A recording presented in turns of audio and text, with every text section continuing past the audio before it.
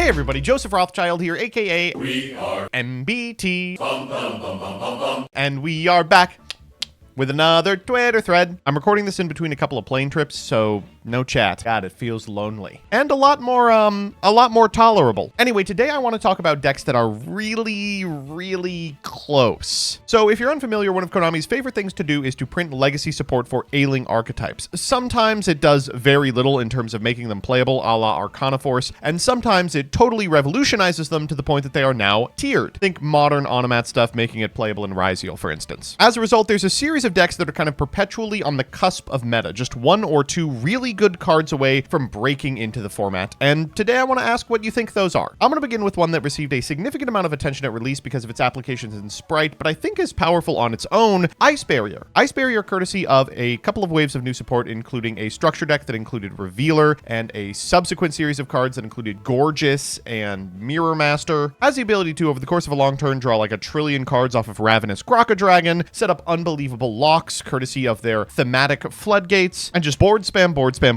Unfortunately, that's not exactly enough. Mirror Master makes you a kind of walking Nibiru target. The combos don't really go anywhere. Their end bosses are only okay. It's pretty telling that historically the only Ice Barrier strategies in modern memory that have had any kind of success were playing other suites of cards you could draw into off of your pluses that actually did something. A synchro or end boss a la Baron de Fleur would really transform this archetype. Anyway, let's see what you all came up with. King Scarlet's got a great one. This is his namesake, the Red Dragon Archfiend Monsters. This one's really frustrating because it did get an entire structure deck of new support that was good, but not enough. Their big playmaker is this Red Rising Dragon, a 6-star synchro that on summon allows you to target a resonator monster in your graveyard, special summon it. Usually you're getting Crimson. Importantly, this isn't only a stepping stone on the way to a larger combo, it's also your ability to rebuild because it can resummon guys from the yard the turn after it's activated. The issue is, like, what are you doing with all this material? Scarred Red Dragon Archfiend is good, Hot Red Dragon Archfiend Abyss is good, but like jumping through hoops for cards that amount to single target points of interaction just isn't really enough. And of course, this whole thing is complicated by the fact that a significant amount of these resonators are just total bestial fodder. The pieces are all there for a viable combo strategy that involves these cards, but at present, they don't have something that can keep up. And he says Insect decks, totally true. Ragnarika, Battle Wasp, Bee Trooper. With all the great generics and consistency tools, the bugs can generate practically infinite synchro and link material. We need one good end board piece. Totally correct. Cards like Grand Partisan are sort of an end board if you squint, but there's no denying that the mid combo pieces for this deck are anything but mid. Resonance Insect kind of reads like Cyber Angel Benten. Coupled with extremely tight extra deck space means usually you're ending on like the trap card you set off a Ragnarika and a Rand Atlas and a Dream. Madolche's been rogue playable a number of times, and almost every time it feels as if the card that just propelled them to rogue status had come out a year earlier, they would be meta relevant. At present, they've got like a quick effect Queen Tiramisu, the Link 3 is unbelievable. All of them were released into a world that had totally outclassed it. One of those decks where I think its issue isn't that it isn't getting cards, they've got a temporal problem. Using the Tachyon technology from Junior Journey, we will send Tiramisu back into the world of 2006. Fluffal is, like Lunalite, one wave away from being meta playable given how much gas it has, insane engine requirements, and lack of enough boss monsters. Like Pendulum before it, this really relied on generic extra deck tools being viable, and at present there aren't a lot of them. Most of them have been banned, which means that it's kind of a cruel whale in a dream. They even banned Bahamut Shark, like that was something this deck was doing that it no longer can. For me, the big reason I am a little less bullish on Frightverse specifically is because of the engine requirements. You want to be able to consistently hit off your toy vendors. You have to be playing multiple copies of them in order to trigger their effects. Unlike a deck like Yugioh that has like 9 engine requirements total, you kind of have to devote a majority of your deck to Fluffal stuff, and frequently Fluffal stuff that sucks to draw. This Pendulum Slop deck can make tons of bodies through a couple of pieces of interaction off 1 or 2 cards with a near endless amount of material. Just one problem, what do you make for an end board? This deck needs a real win con now that all the generic ones have been banned. Historically, Pendulum Slop was a deck composed of all of the good Pendulum monsters. And while that deck existed in the psyche of frustrated Yugi boomers like myself and Jerome, it never really manifested on paper. That's because it was almost wholly reliant on the generic extra deck tools. Your end boards looked like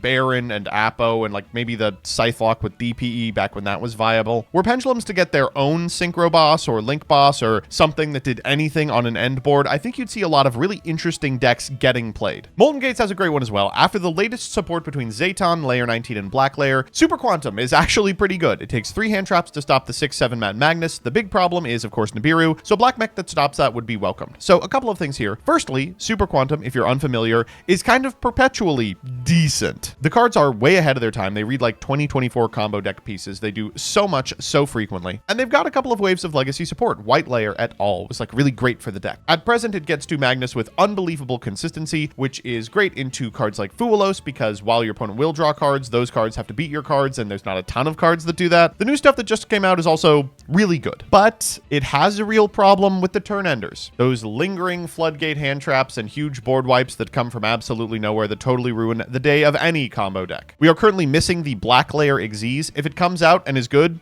maybe. This is a good one for a number of reasons. Galaxy Photon is fixed by having exactly MathMech Circular. I tested it back in an old fan format. We gave every deck a Circular. If Photon gets a starter, it gets to the end board consistency, which Konami obviously isn't keen on giving the deck. And they posted Photon Jumper, which is close. It's not circular. It's like half of a circular. For the longest time, the issue with Galaxy Photon was that it was an OTK strategy, and as an OTK strategy, it wasn't particularly competitive. Yeah, you can give a blind second deck every tool in the world, outside of like Tenpai and the Gem Knight deck that just did well at the WCQ. It's not gonna be great. But the couple of new waves of support have given it some competent plays going first, which are good. They're not great. A card like Circular would totally change the math on it, and the reason I picked this one is I think it's pretty likely. Konami's signaled a bunch of times that Gept is something they want to be meta viable, or at least playable in some capacity. It's gotten like 1,000 waves of support. I think a future one that includes a good card could happen. Yeah, I mean, anything's possible with a second wave of powerful legacy support. Like a significant amount of the decks on this list, the Ghoti starters and extenders have gotten really, really good over the years. The problem is the synchros have not. Oscon is sort of removal, Deep Beyond is removal in the worst way possible, and that's it. If one of these end board pieces just stopped an opponent's activation of something, we could have been a contender. Vaalmonica's got a lot going for it. There's a significant amount of really powerful cards that it has access to. That access is buttressed by the fact that a lot of these cards interact with your opponent in a way they aren't prepared for. They can go for really powerful cards like Baguska a la Lunalight that do shut down opponents who aren't prepared. Couple of issues is that there is a massive engine requirement, and there aren't really one-card combos. Piece of legacy support that gives them a one-card combo into a consistent end board would work wonders, and ideally one that would let them shave some of the dog-ass, awful-ass quick play spells that they are forced to play would help as well. I've talked about it a couple of times on stream, but this is one of those decks that would really benefit from the series of cards I'm calling hole fillers. Like a card that doesn't necessarily do anything the deck wasn't already doing, but allows you to shave individual cards and engine requirements that suck ass and end up in your deck. Totally have to agree here. I swear to God, give him a rank 9 that does something, and it's worth it just to put that much resources to. The deck is saved. Virtual World, to this day, is an incredibly powerful series of monsters with unbelievable combo potential. Historically, that combo potential was used to make VFD. Then they banned VFD. To be clear, that's a good thing. Making Crocodragons into Enter Blotnir to rip one card and living off a Chuche in a dream, it's not enough. 100% agree. At Photon Hypernova release, I was of the opinion this deck would be rogue playable, basically because Champion and Tallyho are unbelievable cards. People tinkered with it for a couple of weeks, showed up to a couple of regionals, did okay, and then never talked about it again. Searchable Soul Charge, and we can't figure out what to do with these cards. Obviously, with enough support, you could make pretty much anything meta relevant. But I think it's important to remember there's a dozen or so decks lurking in the shadows just waiting for one piece to fill their holes. Okay, I know why you're here. Let's read the ones from insane pet deckers who are sure Moki Moki is one piece of legacy support off of tier 1. PK, I love you, but what are you talking about? Trevor Allen, I want to agree with you, but no. The locks on this thing are unreal. Retta, it needs the right archetype. It needs a lobotomy. What the fuck do you mean DNA surgery is close to being a busted card? The new Exodia strategy is good, except Onk shuffles everything back. If you did Onk again and it didn't shuffle everything back, Exodia is meta? Dog, I'm not playing 5 vanillas for a spell trap negate. What are you talking about? This has tops! It's topping currently! Spells are crazy, but the monsters are trash, and the traps are only alright. 2/3 of this archetype sucks, and you want me to go to bat for it! Umi Control needs more support to find the field spell and protect the main boss? The whole fucking deck finds the field spell and protects the main boss!